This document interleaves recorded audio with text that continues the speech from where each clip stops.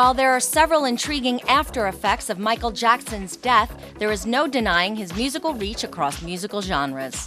While the LA County coroner is still looking into drugs being the cause of his death, and the LA police is now saying that it's a potential homicide, the issue of where the kids will go is another legal battle. There are also quotes by the Jackson clan which infer that there may be foul play involved. Needless to say, Michael's influence and style can be found with new top 40 darlings, Cobra Starship.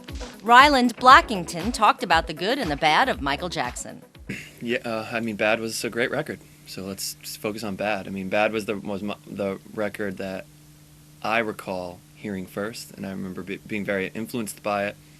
I remember the Smooth Criminal video, the Moonwalker video, all this sort of different stages that Michael's gone through. I feel like as a kid that I bought all the tapes. It was huge. And I think it's really cool to see now that all of his stuff is back on the charts. Obviously, it took his passing to make people kind of do that, which is weird. How that was like Nick Drake or something. Never made any money, and then he committed suicide, and then he goes platinum. Michael Jackson was huge though. Anyway. He was huge before it, exactly.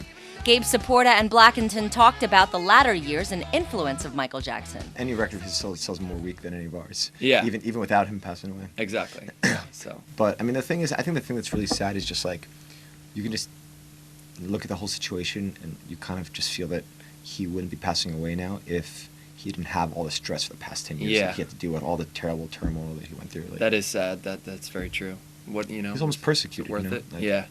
He was very much persecuted, yeah. But I was just telling Gabe, it's cool. I get a little smile, hanging out in Brooklyn. Somebody drives by with their window down playing Man in the Mirror. I'm like, all right. Or that Free Willy song. Or the Jam was a good Jam song was too. huge. Wait, is Jam the one with... That was in the 90s, with Macaulay Culkin?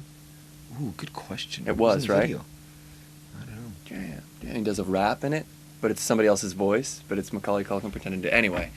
Was that Jam? It was either Jam or Black and White. And then the end of Black and White with all the people changing, and that was the moonwalk, breaking ground constantly. Love Michael. Saporta talked about getting some authentic MJ style LA Gear sneakers. I have Michael Jackson sneakers. Really? Mm-hmm. LA Gears, yeah. And I just bought them I have an eBay notification every time the LA Gear Michael Jackson sneakers are these crazy old LA Gears from the 80s that have all these studs. And they're super hard to find. And every time I find them, they're always women's sizes or women's pairs, and they're a 6 or an 8. So I found one that's an 11. I'm an 11 and a half or 12, so it's a real tight fit, but they're brand new. And so it popped up on eBay, and I sniped it. You know that e-snipe thing? Ever use that? It's dope. Anyway, so I got them for $200 from Poland. Some guy had them in Poland, and now they're going for $2,000. It's crazy. I'll never sell them though. Cobra Starship are climbing up charts with their song Good Girls Go Bad with Gossip Girl Leighton Meester, which is off their forthcoming release, Hot Mess. She was so shy.